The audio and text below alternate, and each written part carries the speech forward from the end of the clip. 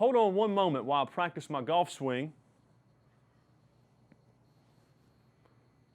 We have seen the last 3 weeks how relevant math is in real-world settings. My name is Coach Patterson. I'm a math teacher at Baker. Today we are going to look at the setting of golf. Now, if you were to go to a driving range to practice your golf swing, driving ranges can stack balls in different ways. In the golf course that we're talking about today, the golf course at Mathville, this stack is in the stack of a pyramid. Now, this problem is going to involve this pyramid stack as well as one that has different dimensions. Now, I want you to look at this pyramid stack for a second. A pyramid stack of golf balls is made up of square levels of golf balls. Now, for this one, we have a 5 golf ball by 5 golf ball bottom level, then a 4 golf ball by 4 golf ball, then 3 by 3, 2 by 2, and 1 on the top. Now, question, what if someone wanted to create a covering for this pyramid of golf balls? What if they, for transportation reasons, if they wanted to transport this pyramid of golf balls or to cover it to be out of inclement weather, if they took and had a square-based pyramid covering that at least touched each golf ball at one place, what is the percentage of volume that the golf balls take up in the square pyramid? And that's what we're going to look at today.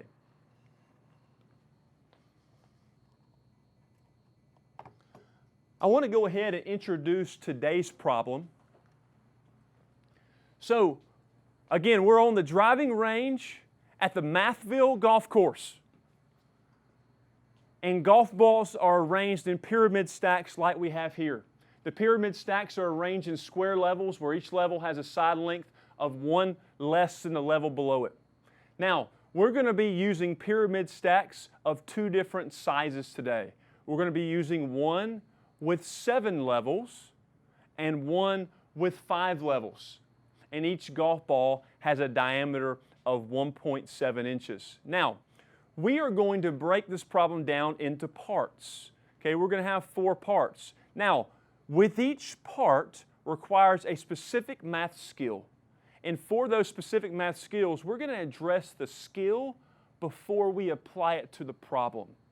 So, let's go ahead and let's begin with our essential questions and our standards here. Okay? We want to know how can I apply the volume of a sphere in a pyramid to find the percentage of volume that a sphere occupies inside of a pyramid? And how can I use the ratios of similar solids to determine the volume of a solid figure? Our standard is using volume formulas for cylinders, pyramids, cones, and spheres to solve problems, and we want to determine the relationship between surface area of similar figures and volume of similar figures. The materials you'll need for the lesson today: you'll need a pencil, you'll need some paper, and a scientific or graphing calculator. Now, going back to the problem, we're going to break this down in parts. The first part that we're going to look at is, what is the total volume of the golf balls with 7 stacks? So, before we do that, now, I want us to notice something. If we have a pyramid stack and it's made up of 7 rows, 7 layers, they're made up of golf balls. Golf balls are the solid figure of a sphere. Now, I want us to go ahead and talk about what a sphere is first. Now, a sphere, and imagine if I had a string and attached to a point, and I could rotate that string in every direction, and every piece of that rotation was a series and a collection of points. If I formed a solid figure from that, it would look like this. It would look like a sphere. Now, a sphere is the set of all points equidistant from the center. And today we're going to apply the volume formula for a sphere. The volume formula for a sphere is 4/3 pi times radius cubed. Now we can rewrite this formula as 4 pi r cubed over 3 as well. Now, one additional note, and I wanted to go over this and address this because you may see this in your circles unit or your volume unit that you're doing at home right now, and that is the concept of a great circle. If you took a sphere and took the cross-section of a sphere, which if you took a three-dimensional figure and intersected it with a two-dimensional plane, you would see a two-dimensional shape. It's kind of like if you were to take a sphere and you were to just take a knife and cut it in half. Now, this circle that you see, if you were to cut this sphere in half, as long as it contains the center, that is called the great circle. Now, let's think about this. We want to find the total volume of golf balls on a pyramid stack with 7 layers of golf balls. Now, we need to find the volume, the amount of space that fills up this one golf ball, and then we need to multiply it times the number of golf balls. So the first question, how many golf balls are on this pyramid stack of 7 golf balls? Okay, or it's not 7 golf balls, 7 layers of golf balls. How many golf balls are there? Now, think about each layer. Each layer is a square, like we talked about before. The bottom layer is a square of 7 by 7 golf balls. 7 times 7 is 49. Okay, that's the area, 49 golf balls. Then 6 by 6, that's 36. Then 5 by 5, that's 25. 4 by 4, 3 by 3, 2 by 2, and 1. So we are going to take the sum of this, 7 squared plus 6 squared plus 5 squared plus 4 squared plus 3 squared plus 2 squared plus 1, and that is a total of, I'll write it in, 140 golf balls. Okay, that's a total of 140 golf balls. So we're going to take the volume for this single golf ball and multiply it times 140. So we have 4/3 times pi times radius cubed. Now, in this problem, the diameter of a golf ball is 1.7 inches. So the radius is half of that, and half of 1.7 inches is 0.85 for the radius. Now, if we cube that in your calculator, okay, there is a caret button in your calculator that looks like this. That looks like this. So in your calculator, if you enter 0.85 and you hit the caret button and then raise it to the third power. So 0.85 cubed times pi times 4/3. And I went ahead and I have these calculations for us here. That means the volume of each golf ball is approximately 2.572 cubic inches. So that means we have to take the individual volume for each golf ball and we're going to multiply that times 140. Okay, so the answer to part 1 is a volume of 360.141 cubic inches. Let's go ahead and move on to part 2.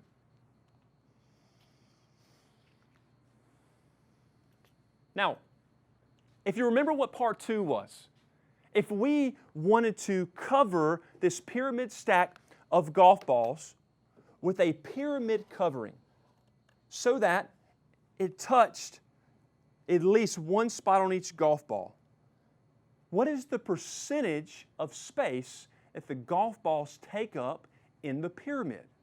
Now, and we're using 7 stacks here. Before we do that, we're going to talk about how to find and calculate the volume for a pyramid. Now, a pyramid is a figure that has any type of polygon base where all the sides are triangles. Okay, these sides here are called the lateral faces. Okay, these are called the lateral faces. And they're all triangles and they meet at one vertex. Now, the volume formula for a pyramid is related to the volume formula for a prism. The volume formula for a prism is area base times height. The volume formula for a pyramid is 1/3 area base times height, or area base times height divided by 3. So again, the height represents the height of the pyramid from the top vertex, forming a 90-degree angle,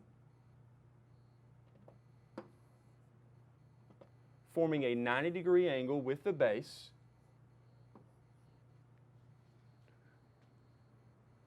The big B stands for the area of the base. Now, because on this pyramid, our base is a square, we're going to find the area of the square base. Now, that's our prep for part 2. Let's go ahead and move on to part 2. Now, this is a really interesting math topic. It's called sphere packing. Okay, and if you are a math enthusiast like me, hey, look it up when you get home. It's how tightly spheres can pack into a solid space. Now, I did the calculations for these dimensions, and it would be an interesting problem for you to solve for those dimensions on your own. We don't have enough time for that today, so I went ahead and solved for those dimensions. Now, those dimensions here, for a pyramid covering over a stack of 7 layers of golf balls, the height is approximately 9.535, and the base is 13.484. Okay, that is the base edge length, not the area of the base. So this edge length right here is 13.484. Now remember what the volume formula for a pyramid is. It is area of the base times the height. Now, since the base is a square, to find the area of the base, it's just length times width. So we are going to take 13.484 and multiply it times 13.484. So that ends up being 13.484 squared times the height of 9.535. Now, if you punch that in your calculator, 13.484 squared times 9.535 and divide that by 3, you will get approximately 577.879 cubic inches. Now, remember, volume is always measured in cubic inches. We talked about that last week. It's how many small cubic units can fit into that figure. So, make sure we always include our units, and that's cubic inches. Now, if we want to find the percent that the golf balls fill up that pyramid covering, we have to take the volume of the golf balls and we divide that by the volume of the pyramid. Now, we've already calculated both of those.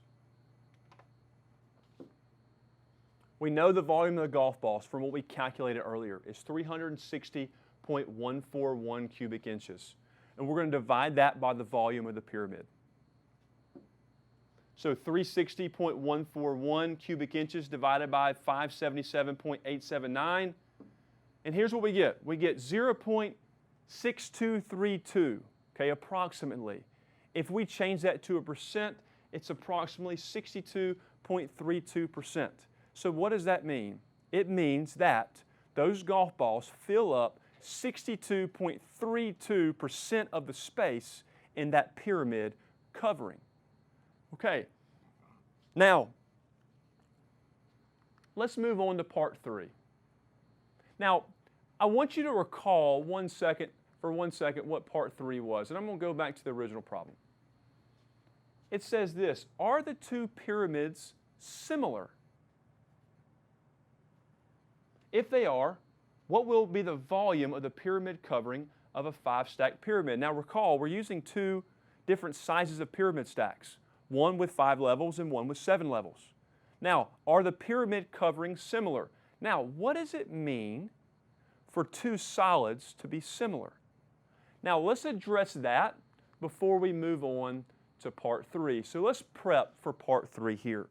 Now, similar. What does it mean for solids to be similar? Here's what it means. They're the same shape but different sizes, where all the corresponding dimensions are proportional. That means their ratios are the same. Okay, so I want us to look at this for a second. The ratio of the dimensions is called the scale factor.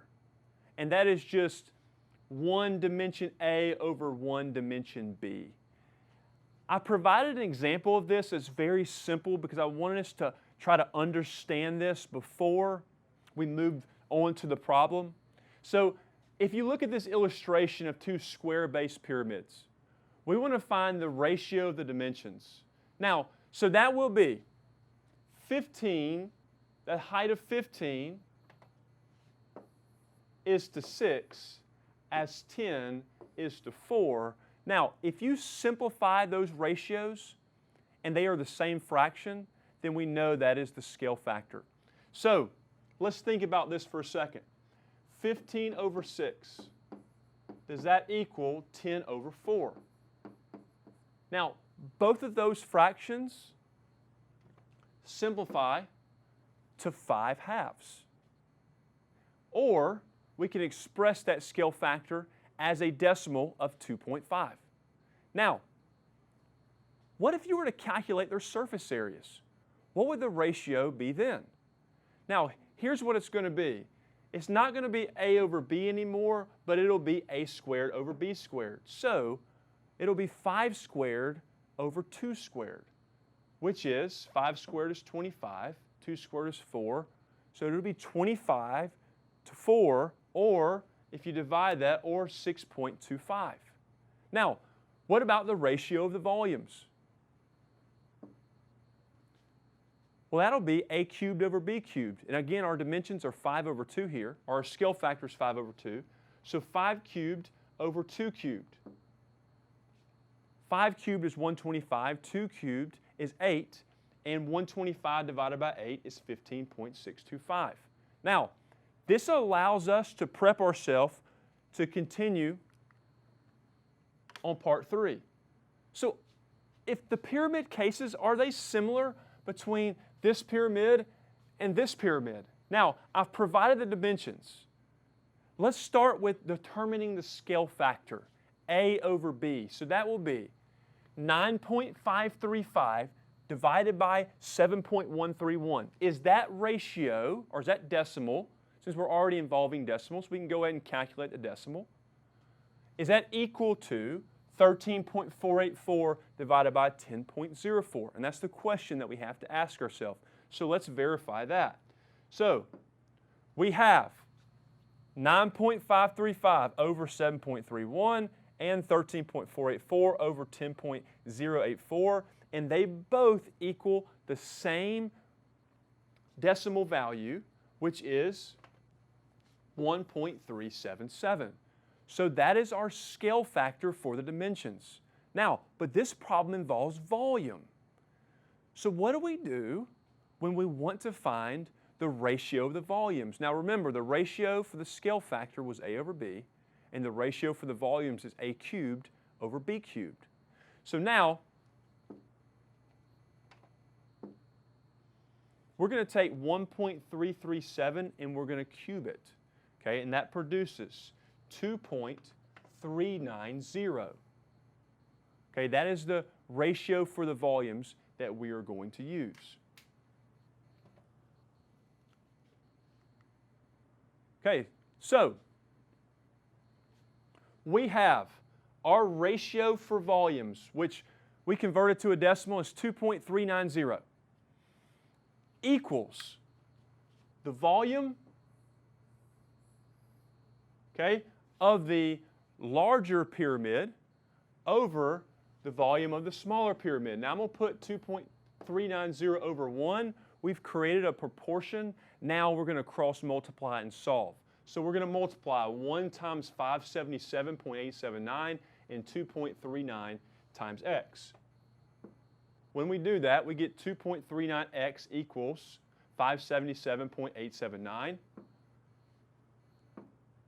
And that produces 241.79. This means that the volume of a pyramid that contains 5 levels of golf balls is 241.79 cubic inches. Okay, that leads us to part 4. What percentage of space do the golf balls occupy in the pyramid with 5 stacks? Now, we've already done it for 7 stacks, and it was approximately 62%. Okay, now let's do this for 5 stacks. Now, we already have the information we need here. So, the first thing, what is the volume of the golf balls?